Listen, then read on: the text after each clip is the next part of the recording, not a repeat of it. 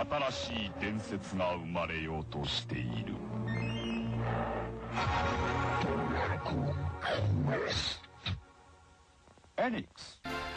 Dragon Quest, the game that many consider the godfather to all RPGs. This game brought us the foundation and staples that are well known in the RPG genre today. So today I have decided that we will take a look back at this game and see where it all started. Now, before we begin, I am playing the Nintendo Switch version, for my understanding of the original is that it has its downfall, like the fact that to open a door you must go into the menu, select the action, and then proceed to open the door. And that sounds like a fucking nightmare. Most likely this is the version that you will play or have seen, and with this version there were a lot of quality of life improvements to the game, but it still kept that old school retro feeling that you can appreciate.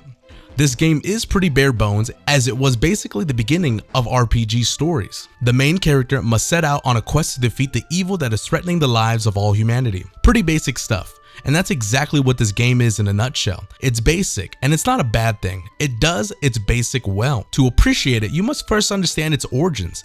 This game originally came out in the late 80s. It was pretty much the first of its kind, so it's understandable that the story was basic. So, does it hold up to this day? That is entirely up to you. The story is pretty much that you are the main character, and you arrive at this castle to discover that the princess has been kidnapped. Right, of course. So you take it upon yourself to go and rescue the bitch, and you end up in this cave after some time and fight this dragon. This dragon has this tablet thing that pretty much tells you you must follow the footsteps of this legendary hero to defeat the Dragon Lord. So you do pretty much that. After collecting some relics, you go to the castle and you fuck up the Dragon Lord. You are then rewarded by the king as he offers you his own kingdom, but you refuse and instead plan out to go and find your own kingdom. This was pretty much the setup for the next game that we will get into in a different video, but for now this is where the first Dragon Quest story ends. Overall, it's not bad. To today's standards, yeah, basic, but for the time this must have been amazing. But the story was not the only thing that made this game special. It was also the adventuring and the fighting. So let's talk about the adventuring first. In this game, you venture out into the vast world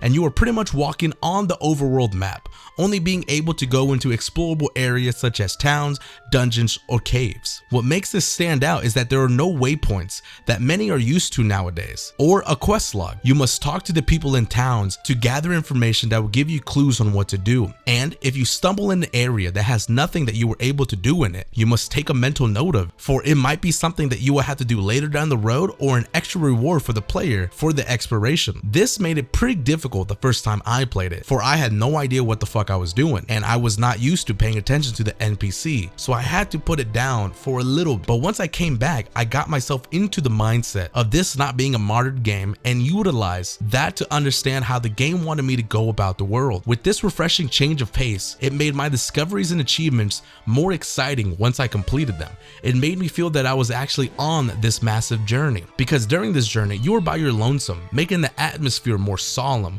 the world on the brink of destruction. You are the only thing able to stop it from occurring. And what made it even better to deal with was the overworld music. This fucking melody.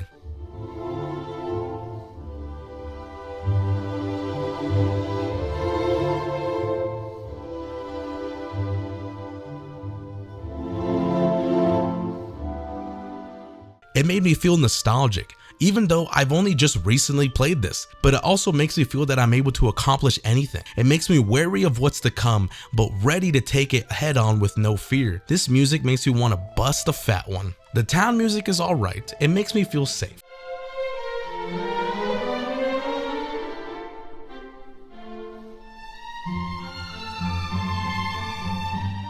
And the fighting music is also alright.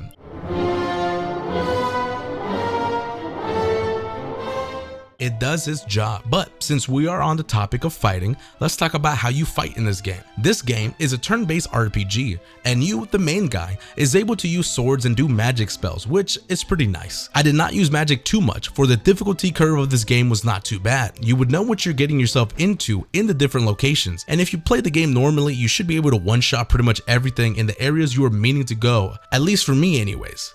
so it was never too hard. I did not have to grind too much. The game did a great job of letting me know, hey fuckhead, you're not supposed to be here just yet. The only time that I thought was some bullshit was when I was fighting the endgame boss. The whole time I was in that final castle, I was dunking my balls on all the enemies, and once I got to the final boss, he brutally fucked me. This was wild and I did not see it coming. In retrospect, yeah, it makes sense that the final boss should not be easy, but I do think that it should have done a better job of letting me know that my current level was not adequate. This was the only time that I actually had to grind, but since I did not know what exact level I had to be, I kept trying to fight after I leveled up once to see if I was strong enough, and this was a bad idea on my part, but I had to keep going through the goddamn castle dungeon and it got real annoying after my third attempt. But all in all, this game is truly a classic and should be treated as such. Though many might not find it enjoyable, after playing this, I am able to appreciate Dragon Quest XI a lot more and understand how much of a love letter that game is to the Dragon Quest series. This game should be experienced at least once for sure. But for now, this is where the first Dragon Quest game ends for me. I thank you all for watching and I'll see you in the next one. Bye bye.